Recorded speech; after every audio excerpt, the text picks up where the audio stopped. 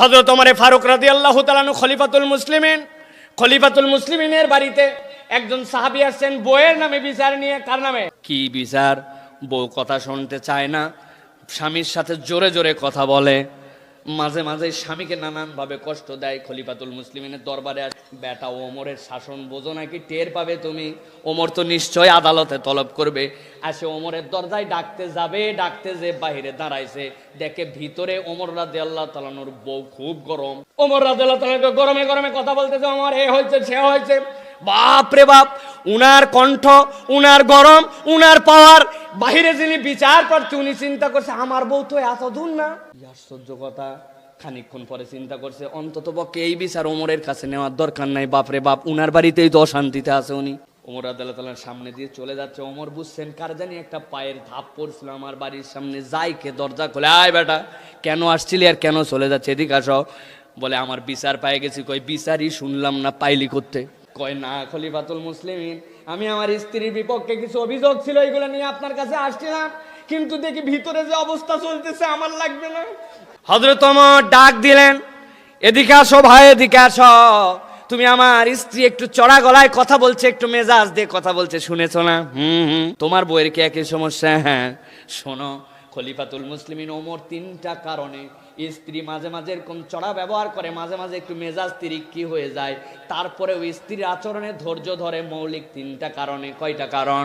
এক নম্বর কারণ, ইসলাম বলতেছে বিয়ে করে নিয়ে আসছো সে তোমার স্ত্রী, কিন্তু সে তোমার বাবুর্চি নয়। বিয়ে করে নিয়ে আসছো, সে তোমার সন্তানকে দেখভাল করবে, কিন্তু তোমার সন্তানের কাপড় চোপড় ধোয়ার জন্য সে ধোপা নয়।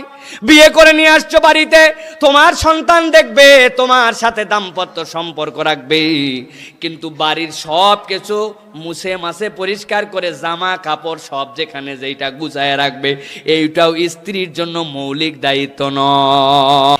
স্ত্রীকে আপনার বাড়িতে আনার পরে রান্না করার জন্য আলাদা লোকের ব্যবস্থা করতে হবে, না হয় আপনি আর স্বামী মিলে পালি করে নিতে হবে। কাপড় চোপড় ধোয়ার জন্য আলাদা লোক রাখতে হবে, নয় স্বামীকে ধোয়া লাগবে। ইসলাম বলতেছে তাকে বাড়িতে গুছানোর জন্য আপনাকে সহযোগিতা করতে হবে, না হয় লোক দিতে হবে। আমি খলিফাতুল মুসলিমিন এই তিনটা কাজও পারফেক্টলি বাড়িতে করতে পারি না। এইগুলা সবই আমার স্ত্রী আমার প্রতি এহসান করে করে, বাড়ি গুছায় রাখে, প্রত্যেক দিন রান্না করে, দিনের পরে দিন 3 ওয়াক্ত রান্না করে, আমার বাচ্চা কাচ্চাকে দেখভাল করে রাখে, আমার কাপড় চোপড় পর্যন্ত পরিষ্কার করে রাখে। যেই মানুষটা আল্লাহর দেওয়া দায়িত্বের বাইরে আমার প্রতি এহসান করে, ওই মানুষ মাঝে মাঝে চেতবে, মাঝে মাঝে চিল্লাবে, এইটা সহ্য করাই পুরুষ মানুষের জন্য শোভনীয়। আপনারে আপনার বউ বলে কি রান্না করবো আজকে, বলে করো তো একটা। ফ্রিজে জুনিয়র জিনিসপত্র মিলাতে পারো না। আপনাকে চ্যালেঞ্জ দিলাম, আমি আপনাকে বলছি প্রিয় স্বামী, যারা দায়িত্বশীল আছেন, খাতা কলম নিয়ে আপনি লিখে নেন।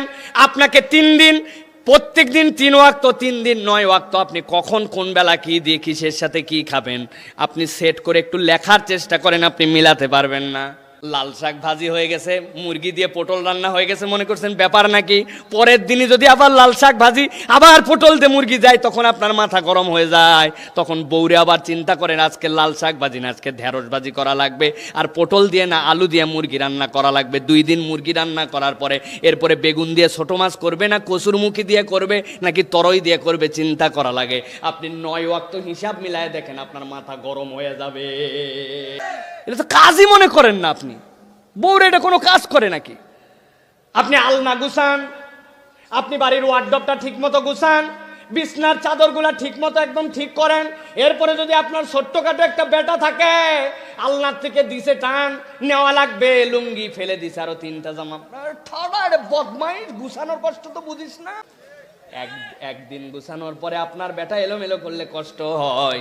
আপনার আমার মা, আপনার আমার বউ দিনের পরে দিন এরকম গুছায়া যায়, অথচ তার কাজের মূল্যায়ন নাই, বরং অল্প একটু কম বেশি হলে তারে দাসী বান্দি বলে, হারামজাদি বলে পর্যন্ত নিজের স্বামী নিজের স্ত্রীকে গালি দেয়।